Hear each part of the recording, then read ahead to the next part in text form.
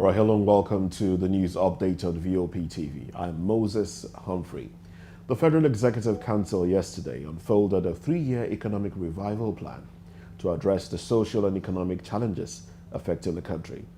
The inaugural cabinet meeting, which was held at the council chambers of the Presidential Villa, Abuja, was presided over by the president, who unveiled his vision for economic growth, prosperity for all, and ending poverty.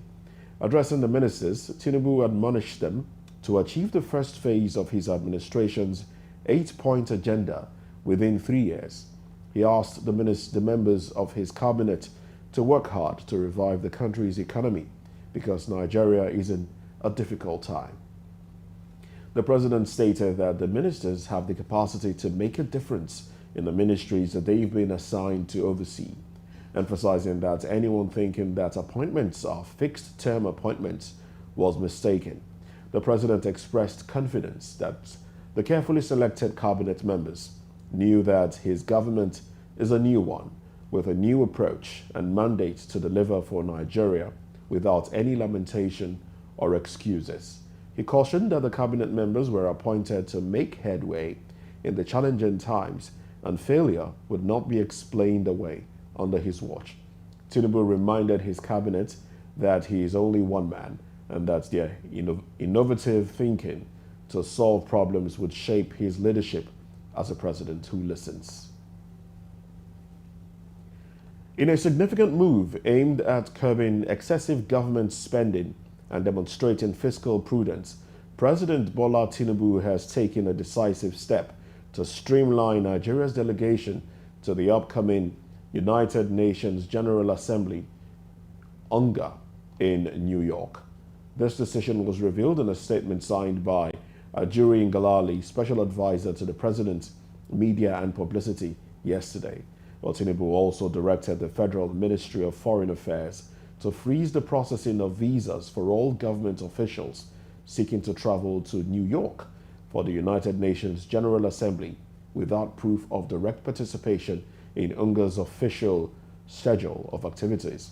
To prevent any sharp practice in this regard, the U.S. mission in Nigeria is accordingly guided on official visa processing, while Nigeria's permanent mission in New York is further directed to prevent and stop the accreditation of any government official who is not placed on the protocol list forwarded by the approving authority.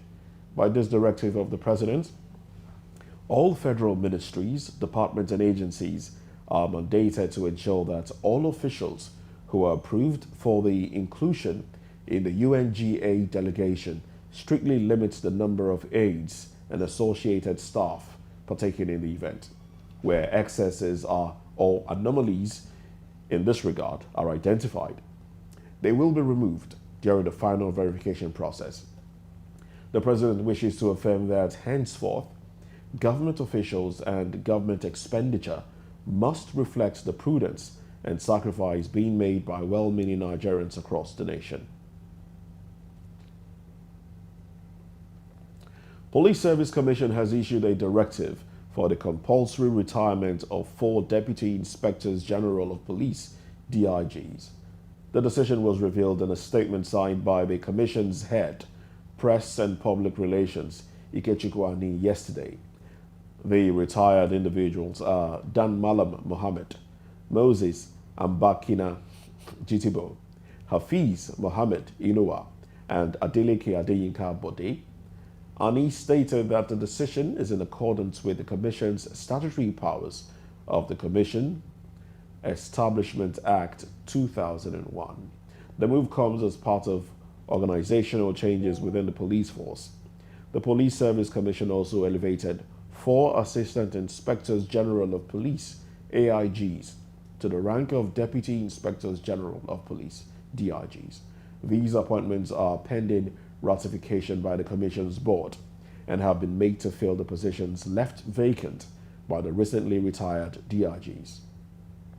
The newly appointed DIGs include Ibrahim Sani Kaoje, Daniel Shokari Pedro, Ayuba Ekmeji, and Usman Nagogo.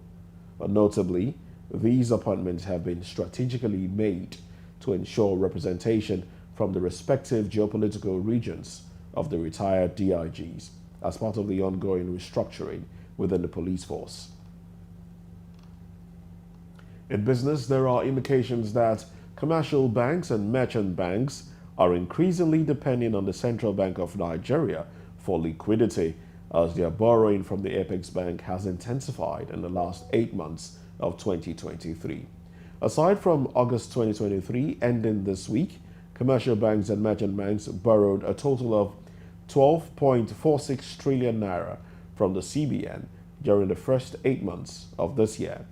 According to the CBN data accessed by our correspondent, the financial institutions had, in the first 8 months of 2022, borrowed 6.96 trillion naira from the central bank, representing an increase of 79%. Commercial banks and merchant banks access lending from the Apex Bank using the Standing Lending Facility (SLF) window and deposit cash with the Apex Bank using the Standing Deposit Facility window (SDF). According to findings, banks during the first 8 months of 2023 accessed the SLF window against the backdrop of CBN's tightening monetary policy stance. The CBN data revealed that between January and June this year, commercial banks and merchant banks borrowed 10.25 trillion naira from the CBN via the SLF window, an increase of 138% year-on-year, from 4.3 trillion naira borrowed during the corresponding period of H1 2022. The CBN data showed that the first quarter figure, which stood at 4.95 trillion naira, was higher than the half-year data for 2022. The monthly breakdown revealed that commercial banks and merchant banks in January borrowed 528.16 billion naira from the CBN, but the figure dropped to 453.7 billion naira in February 2023. In foreign news, Niger Republic has cut off water and electricity supply to the French embassy and consulates in the country. The president of the National Support Committee for the National Council for the Safeguarding of the Country, CNSP, El Issa Hassoumi Baroma, has urged French partners to suspend fuel supply, water, electricity, and food products to the French embassy and consulates. Baroma noted that any French partner who continues to supply goods and services would be considered enemies of the Niger people. Earlier, it was reported that the coup leader in Niger Republic had ordered French Ambassador Sylvain Ite to leave the country within 48 hours. The Foreign Ministry disclosed this in a statement on Friday. According to the statements, the decision was taken partly due to Ite's refusal to respond to an invitation to a meeting with the Minister of Foreign Affairs. The military government in the Niger Republic has reacted to report that it ordered German, United States, and Nigerian ambassadors to leave the country.